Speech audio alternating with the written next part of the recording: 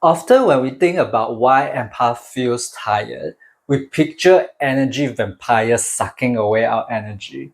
But that's just the tip of the iceberg. The most obvious reason. What about those other reasons hidden below the surface, which we might not even notice? As someone who has spent the last 10 years researching and writing about self love as an author, and being an empath myself, I know sometimes we get drained without even knowing why. So today I'll share 6 other reasons that might drain you as an empath. I'm going to talk about the one thing we need to take note of when interacting with others, 2 ways energy flows, and 3 level of energy drain that makes empath feel so tired. 1, 2, 3. So that at the end of this video, you can identify what causes you to feel tired and how to navigate them. So let's start with the one thing that you need to take note of. Let me ask you something. Have you been in this situation?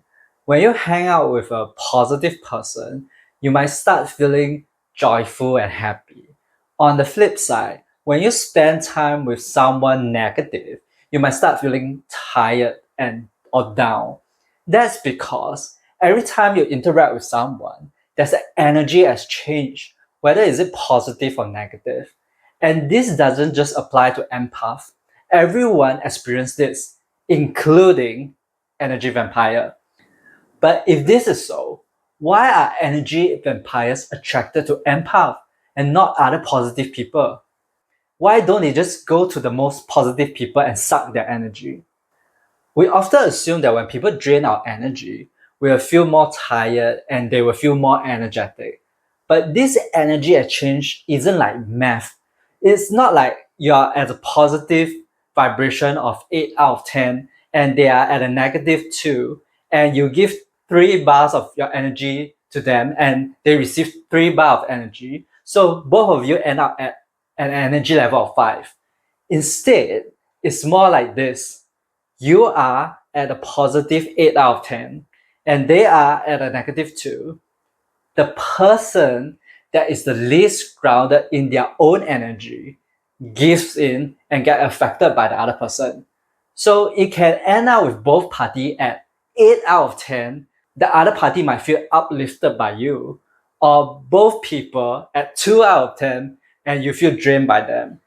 Empaths are easy targets for energy vampires because we are often not as grounded.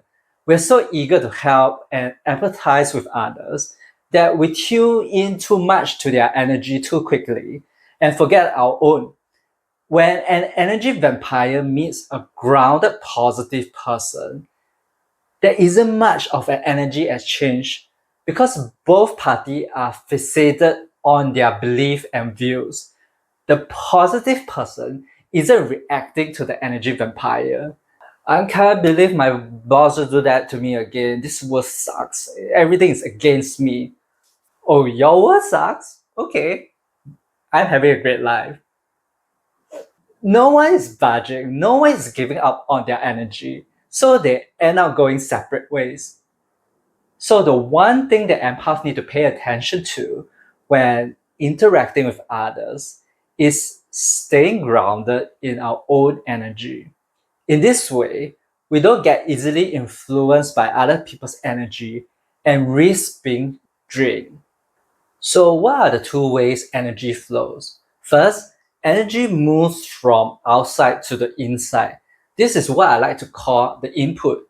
It's not just when people dump their negativity on us that we feel drained. Even when they are not being negative or critical, we can still end up feeling exhausted if they keep bringing us too much information or asking us too much questions. It might also be that there are too many things happening at once, a lot of changes in our environment, or even an energetic shift in the planet. Empaths are highly sensitive people, HSP2. We share most of the traits that HSP have. We tend to process information slowly, and we need time alone to do that. And when there's too much going on around us or too much stimulation, we get tired very easily. That's why crowded places drain most empath. It's like all these different energies and information coming at us at the same time. So much happening all at once that we can't process them as quick as we want. To reduce exhaustion, we need to control our inputs, such as the people we hang out with, the environment we put ourselves in, the information we consume.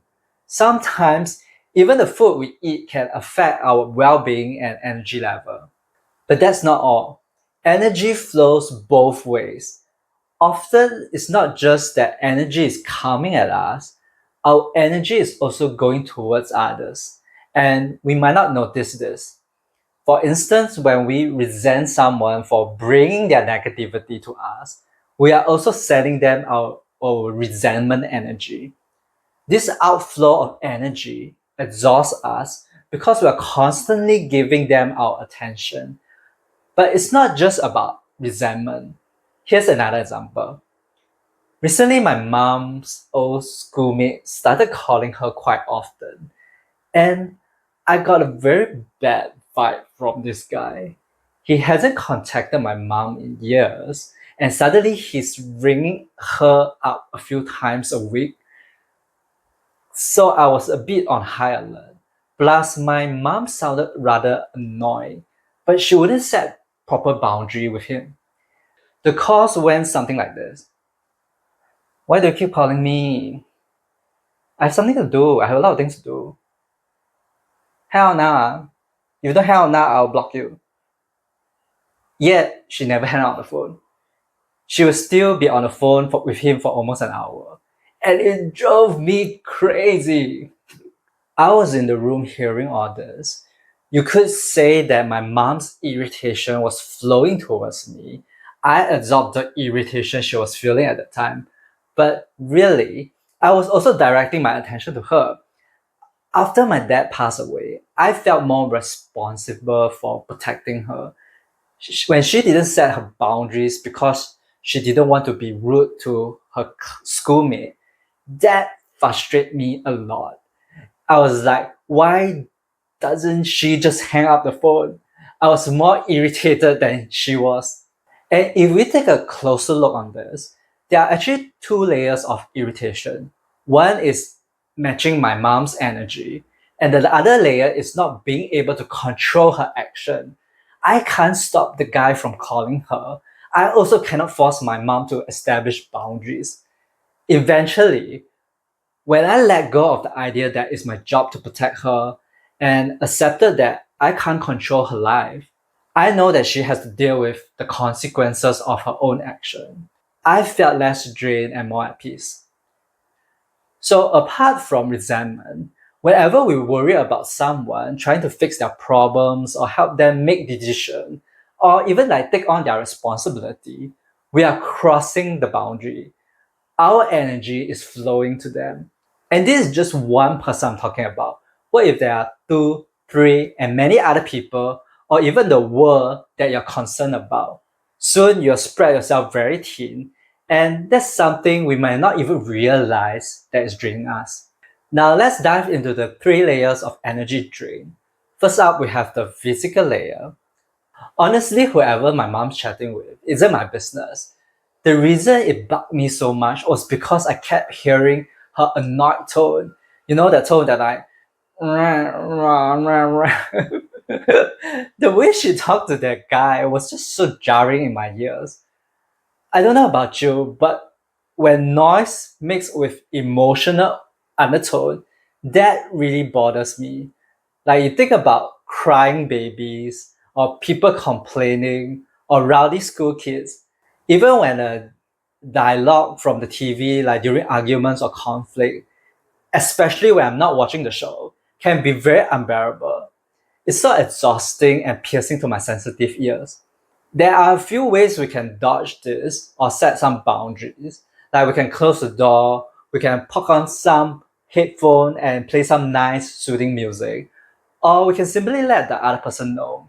After the first time my mom chatted with the guy, I told her that, and my mom's know how irritated I get. So now she takes the calls in the kitchen, far away from my room. Not hearing her annoyed tone makes me feel less drained and less annoyed. So, on the physical level, ask yourself, what can I see less or hear less to feel less tired? Or how can I set boundaries to prevent myself from seeing or hearing these things? Next, we have the second layer, the mental layer. Even if my mom walked to the kitchen and talked, I'm still aware that she was talking to the man. It's obvious when she was talking to her relative, she would sound so energetic and bubbly, but when she's talking to this man, it's like a dark cloud looms over her head. And so my mind is still thinking, why does she continue to talk to this man when she doesn't like it?